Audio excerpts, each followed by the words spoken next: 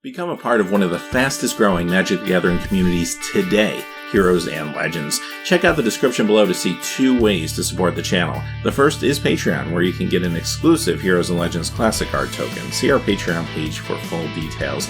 Or you can explore our Amazon affiliate store, which collects and organizes some of the best MTG deals on Amazon. If you make any purchases from any Amazon sellers through these links, a small percentage will come back to support the channel. Thank you to everyone that makes this channel and its content possible. Hey there, this is John from Heroes and Legends, and welcome to a special edition of the Magic the Gathering Market Watch, where we're going to talk about Modern Masters 2017 singles. We're going to look at the top 10 coldest cards, the top 10 hottest cards, and I think this is the time to finally do this video. I feel like the market is finally stabilized enough that we can actually have some real data points to talk about when it comes to these cards. Now, I've had a lot of people ask me over the last couple days, when do I think they should pick up Modern Masters singles? Quite honestly, I think the time has come. You're going to see the data support that in just a few seconds. But for the most part, these cards have stabilized relatively quickly. And as a matter of fact, some of the more popular cards are already going up in value, a few of them significantly, which you're going to see here in just a few minutes. Now, we do know that there will be a second wave of product coming into the market. Now, we don't know how big that wave is going to be, and we don't know when exactly it's going to be. And that actually does matter, because there is a chance when this wave hits, yes, prices may trend down again a little bit, but quite honestly, they're so stable right now, and they're starting to move forward at such a clip that I feel like when that eventually does happen, that it won't really make that much of a difference. So many people are trying to pick up some of these really high-end cards, like the Fetch Lands and Liliana right now, that even folks that weren't interested in these cards prior to the set being released are now finding new interest in these cards, which is creating a much, much higher demand than we saw even a couple months ago for any of these particular singles. And because of that, the second wave, yes, it may take values down a little bit, but I think between now and then, the values are going to climb enough that, for the most part, I think that loss will be canceled out. And you do have to keep in mind, too, a second wave of product, especially so close to another major release like Amonkhet, isn't going to hurt the singles market as much as it's going to hurt the sealed product market. We saw that a little bit with Eternal Masters. Everybody was full swing into Kaladesh waiting for Aether Revolt when that Eternal Masters second wave came. And yes, it did crash booster boxes quite a bit. You can still get those boxes for like $180. But singles, even though they trended down slightly during that time, I think at that point, a lot of folks have moved on to other products, so you didn't see a lot of mass product openings from sellers, and that's what really affects the market. If they're not interested in mass product openings, then they're just going to move on to the next set and do their mass openings there, and you're not going to see too big of a dent in the singles. So I think it's pretty safe right now. Let's jump in and start looking at what's going on in the market with the cards that lost value this week. And what you're going to see here, a lot of the commons and uncommons, of course, and maybe some of the cards that see a little more fringe play that aren't in a wide variety of decks. Coming in at number 10 is Spell Pierce, down 34 cents to 75 cents. And this is pretty logical considering it is a common. Coming in at number 9, Phantasmal Image, down 42 cents to 250. Now, the Merfolk deck is a fan favorite deck. This sees extensive play in that particular deck, but it doesn't cross over all too well into a lot of other builds. So this will go down a little more, I think. Coming in at number 8 is Inquisition of Kozilek, down 43 cents to 420. Now, this was a uncommon Rise of the Eldrazi. It desperately needed a reprint. Finally got one in Conspiracy, but it got reprinted at Rare. So, didn't do a whole lot for the value of the card. It was still like $8, $9. So, very happy to see it this time at uncommon. And because of that, I do think it will go down a little more, even though it is heavily, heavily played. Number 7, Pyromancer's Ascension, down 44 cents to $1.50. Another example, much like Phantasmal Image, it's a really good card. It's great in certain archetypes, but doesn't cross over well into others.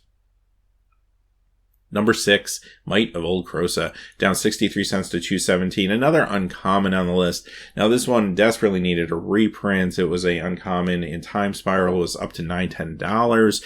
So it's great that it's here at uncommon with new art. And now it's at a price that I would almost expect to pay for this card, quite honestly.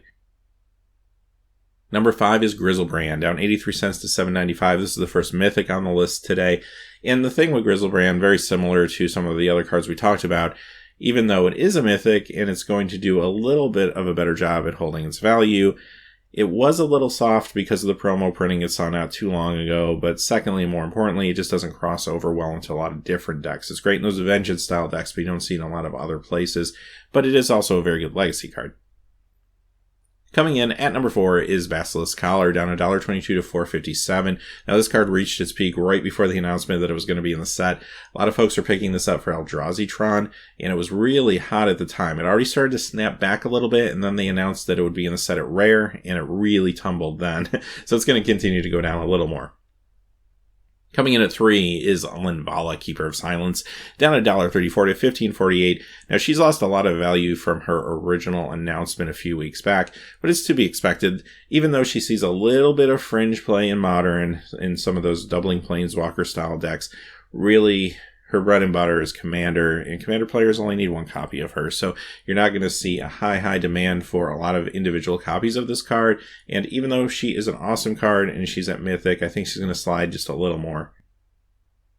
Coming in at number 2, Venser Shaper Savant, down $1.35 to $4.50. Now, this is a card, again, doesn't cross over well into a whole lot of other places. Great control card, though, in Modern for sure. And it really just desperately needed a proper reprint. It wasn't a From the Vault, so it just really needed to be reprinted at Rare in another set. And that brought its value down to probably closer to what you'd expect to pay for a card like this.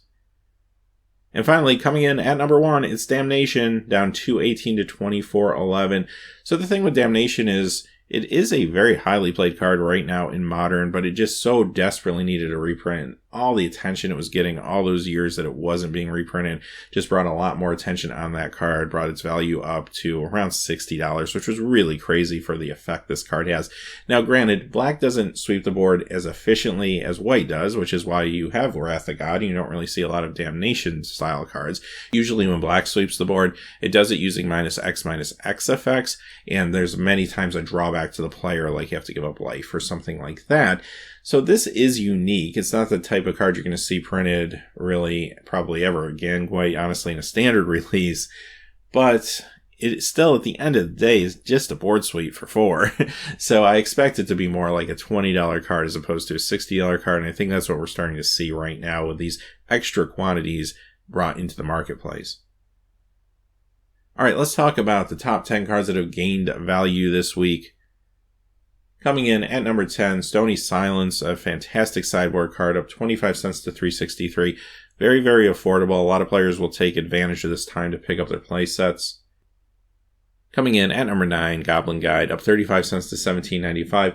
Now, this card is already stable and is already starting to tick up. Even though it did lose a lot of its value since it was originally announced, players have been waiting for this for a really long time, and I don't expect this to go down anymore. This is probably only going to go up for the most part.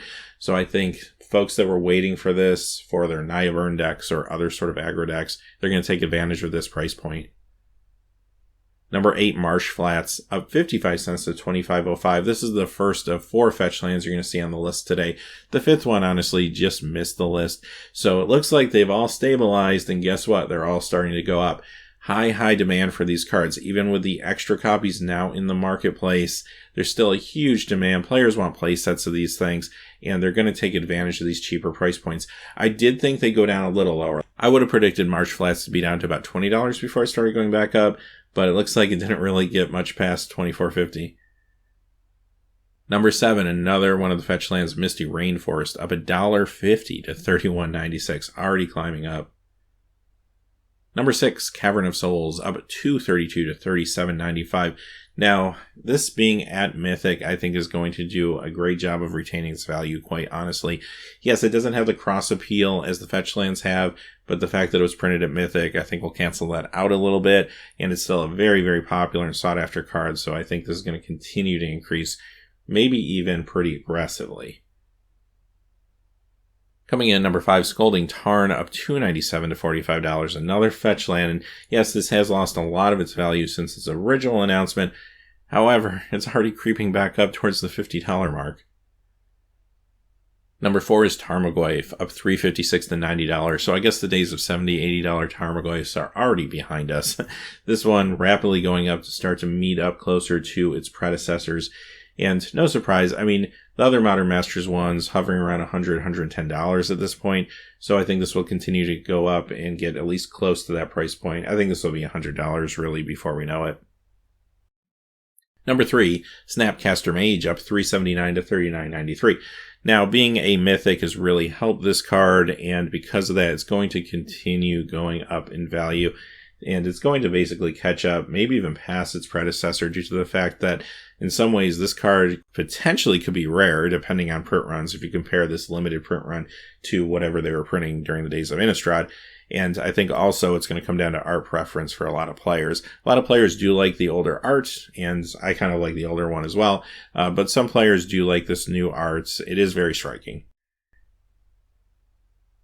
Coming in at number 2 is Verdant Catacombs, up $3.91 to $42. The last of the fetch lands we're going to see on the list today, but again, a very aggressive spike with this card this week. And finally, coming in at number 1, Liliana of the Veil, up $6.65 to $72.97. I don't know, what can I say about this? I think we kind of saw this coming. I didn't really see it coming as fast as it happened, but she came out, I think she was actually underpriced, believe it or not. Typically, when cards come out during the pre-release season, they're overpriced. For some reason, I think Lily was maybe a little undervalued from some sellers, and people took advantage of that and started picking this card up. It quickly went up to a more fair market value, and I think it will continue to climb. It's just a fantastic card. I mean, it's awesome in a lot of places in the modern format, not to mention other formats, and it's a fan favorite card. I mean, this is kind of like the Liliana. You think of Liliana, you think of this card. Like, you think of Jace, you think of Jace the Mind Sculptor, right? So this is just one of those key Magic cards that even transcends the game itself in a lot of ways.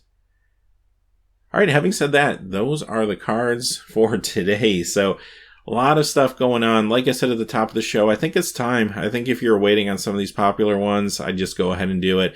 Yes, another wave could stabilize prices a little bit, but at that point, who knows how high the prices could be? And if they hold off on the wave like they did Eternal Masters, all bets are off at that point. So I would just go ahead and pick these up, quite honestly. I don't think you're going to find much better of a deal than you're going to find over the course of the next week or two, quite honestly. So until next time, hey, thanks for watching. Please remember to like and subscribe. Have a great day.